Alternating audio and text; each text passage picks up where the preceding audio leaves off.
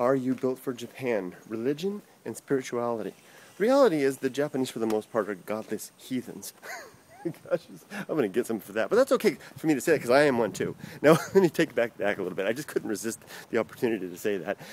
Godless heathens, basically, most Japanese, it's not even that they're atheists or agnostic or religious. They don't think about God. It's not an issue. They go through the routines. You'll see in their homes they'll have the Butsudan or the Kamidana. They'll go through the routines. It's just what they do.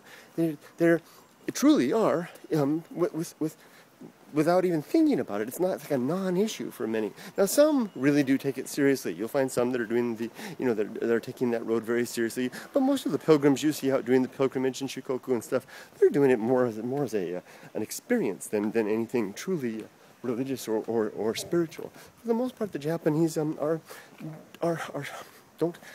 have that in there as part of their life. I can't go that way. So there you go.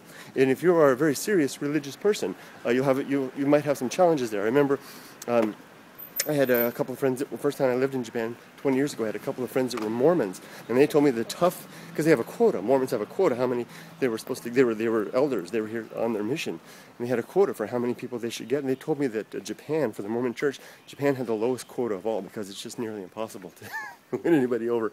There you go. Ooh.